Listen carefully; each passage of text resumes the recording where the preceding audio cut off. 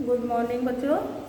आज मैं आपको फिर काव्य संकलन में हिंदी नागा अर्जुन जो मैंने आपको पहली क्लास में पढ़ाया था, यानी कि वीडियो में नागा अर्जुन के बारे में एक पैराग्राफ फिनिश किया था। अब उसका दूसरा मैं आपको बताने जा रही हूँ कि धन्य तुम माँ भी तुम्हारी धन्य, धन्य तुम माँ भी तुम्हारी धन्य, चिन प्रवासी में इतर में अन्य, इस अतिथि से प्रिय तुम्हारा क्या रहा संपर्क, उंगलियां माँ की कराती रही मधुपर्क, देखते तुम इधर कनखी माँ और होती जबकि आंखें चार, तब तुम्हारी दंतुरित मुस्कान मुझे लगती बड़ी ही छविमान। यानी कि नागा अर्जुन उस बच्चे के बारे में माँ के स्नेह को पंचामृत के समान बताया है नागा अर्जुन ने। शिशु और स्वयं के बीच उसकी माँ को एक महत्वपूर्ण कड़ी मानते हैं और जब दंतुरी मुस्कान के साथ उस बच्चे की नज़रों का बागपन जुड़ जाता है तब और भी वे मनमोहक बन जाता है। तो नागा अर्जुन कहते हैं कि हे बालक, तुम धन्य हो और तुम्हें जन्म देने वाली माँ भी धन्य है। मैं तो और कोई हूँ और मैं बहुत दूर से यहाँ आया हूँ। मैं तुम्हारे लिए अनजान व अपरिचित हूँ। अरे मेरे प्रिय बच्चे, तुम्हारा यह अपरिचित मेहमान से कोई संबंध नहीं है, जबकि तुम्हारी माँ का अपनापन की मिठास से युक्त प्यार तुम्हें जन्म से ही तुम्हें मिलते आया है। तुम्हारी माँ का स्नेह तुम्हारे लिए पंचामृत के समान है। जब तुम अपनी तिरछी नज़रों से मुझे देखते हो और हमारी आंखें आपस में मिलती हैं, उस समय नए नए उगे हुए तुम्हारे दांतों की मुस्कान मुझे अत्यंत ही बहुत सुंदर लगती है। ये नागा अर्जुन उस छोटे से बच्चे को कहते हैं। अब इसे दोबारा से बताऊं, समझ में आ गया होगा। चलिए मैं दोबारा से बताती हूँ। नागा अर्जुन कहते हैं कि हे बालक, तुम धन्य हो और तुम्हें जन्म देने वाली माँ भी धन्य है। मैं तो कोई और हूँ और मैं बहुत दूर से यहाँ आया हूँ। मैं तुम्हारे लिए अनजान व अपरिचित हूँ। अरे मेरे प्रिय बच्चे, तुम्हारे ये अपरिचित मेहमान से कोई संबंध नहीं है, जबकि तुम्हारी माँ का अपनापन की मिठास से युक्त प्यार तुम्हें जन्म से ही तुम्हें मिलते हुए आया है। तुम्हारी माँ का स्नेह तुम्हारे लिए पंचामृत के समान है।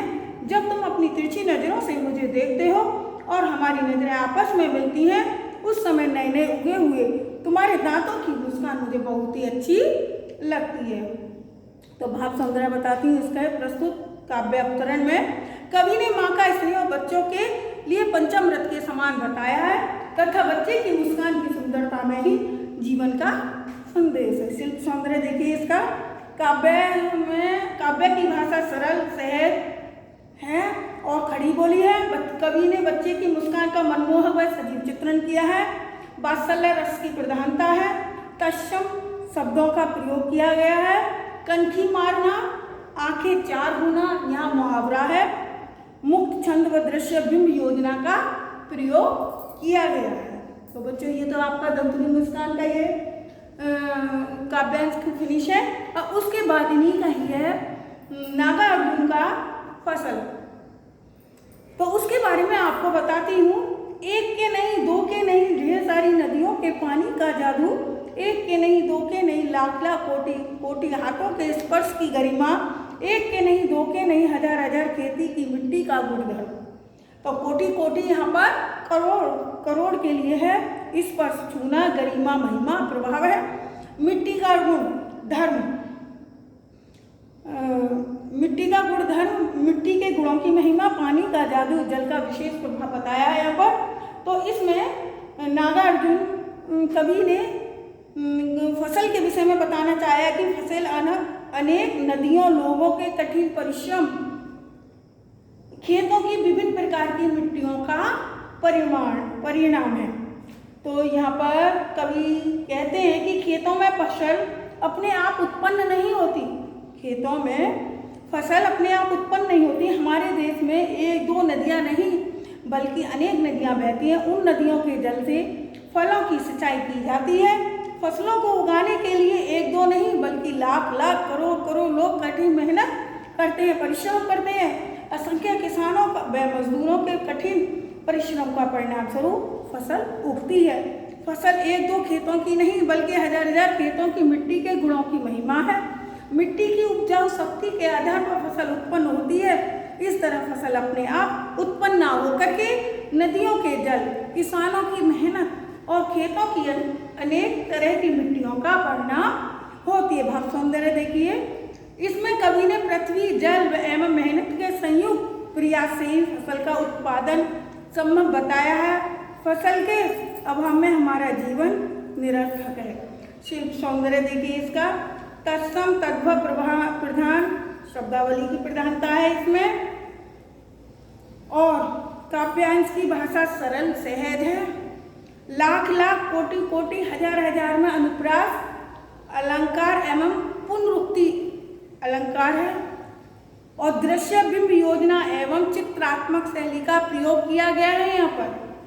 अब देखिए दूसरा इसका, फसल क्या है और तो कुछ भी नहीं, वह नदियों के पानी का जादू, वह हाथों के स्पर्श की महिमा, भूरी काली संदली मिट्टी का गुणधर्म है, रूपांतर है, सूरज की किरणों का सिमटा हुआ संकोच, हवा की थिरकन का।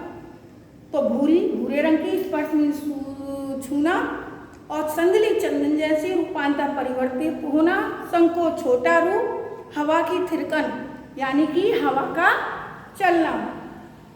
तो कवि ने फसल के उगने के संबंध में प्रश्न पूछने के पश्चात अपने आप ही उसके उत्तर दिए हैं कि कवि ने प्रश्न पूछा है कि फसल क्या है। इस प्रश्न का उत्तर अपने आप देते हुए कवि कहता है कि फसल अपने आप उगने वाली एक विशेष प्रकार की चीज नहीं है। इसके उत्पन्न होने में अनेक तत्वों का संयुक्त सहयोग होता है। फसल पर विभिन्न नदियों के अमृत समान जल का विशेष प्रभाव रहता है। असंख्य किसानों व मजदूरों के अथक परिश्रम के फलस्वरूप ही फसल है। अनेक प्रकार की भूरी व काली रंग की चंदन जैसी मिट्टियों की उपजाऊपन का प्रभाव है। सूर्य के प्रकाश एवं हवा के चलने का फसलों के उत्पादन में विशेष एवं महत्वपूर्ण योगदान है।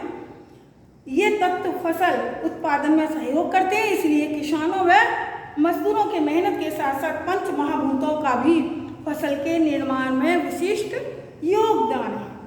इसका भाव सौंदर्य है। प्रस्तुत पंक्तियों में कवि ने फसल को नदियों के जल, किसानों के परिश्रम, मिट्टियों के गुण धर्म, सूर्य के प्रकाश एवं हवा के बहने का मिश्रित रूप बताकर देश की मिट्टी एवं किसान मजदूरों के प्रति अपना लगाव स्पष्ट किया है।